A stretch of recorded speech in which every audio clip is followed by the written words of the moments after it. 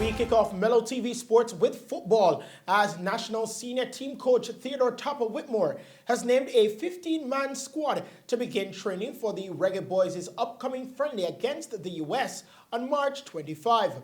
With the Jamaica Football Federation having been given the green light to stage a camp, the players will now start to get ready for the game, which will be played in Austria. The local-based squad reads Colorado Murray, Akeem Chambers, Ricardo Thomas, Kevon Isaacs, Kamar Beckford, Shavani Willis, Emilio Rousseau, Ricardo Morris, Lamar Walker, Jashon Anklin, Luca Levy, Javoy Bill Navis, Dennis Taylor, Trayvon Reed, and J.D. White. The Reggae Boys were last in action away to Saudi Arabia in November. Meanwhile, Sweden's men's record goal scorer Zlatan Ibrahimovic has been named in coach Janny Andersson's squad for their upcoming World Cup qualifiers against Georgia and Kosovo 5 years after the striker retired from the national team. The 39-year-old Ibrahimovic scored 62 goals in 116 internationals before quitting the team following their exit at the group stage of Euro 2016. The former Manchester United and LA Galaxy forward told Swedish fans that he misses playing for the national team. Zlatan Ibrahimovic has scored 14 goals in 14 Serie A appearances for AC Milan so far this season. We bowl over to cricket news now. Former Jamaica and West Indies pacer Michael Holding has won the Sports Journalist Association Award for Best Pundit in 2020 at the SJA Awards.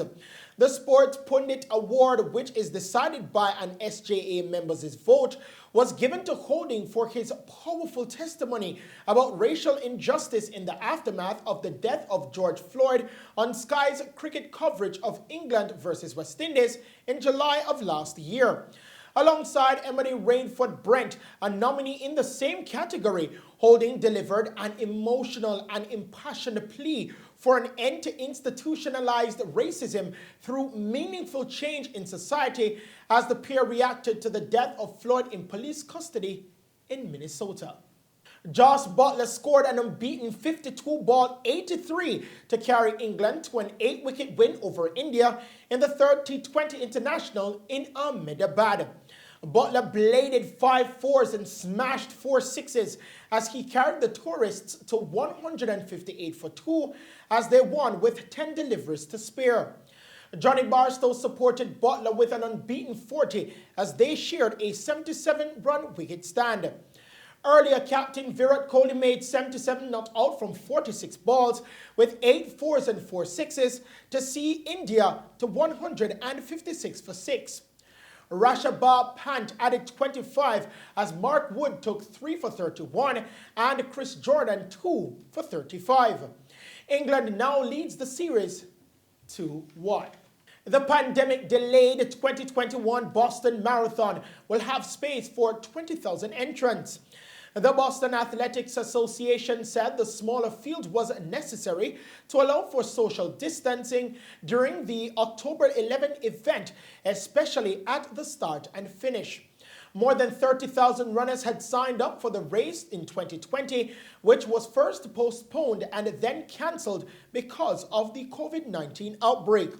First run in 1897, the Boston Marathon was cancelled last year for the first time in its history. Instead, almost 16,000 people ran in a virtual race, completing the 26.2-mile distance on their own over a 10-day period. In addition to the in-person race, the BAA will hold a virtual Boston Marathon on October 8 to 10 that will allow up to 70,000 more entrants to earn a finisher's medal remotely. On to basketball news now. New York's basketball rivalry was alive and heated last night as Kyrie Irving scored 34 points and James Harden posted his 10th triple-double of the season to lead the Brooklyn Nets to a 117-112 win over the Knicks.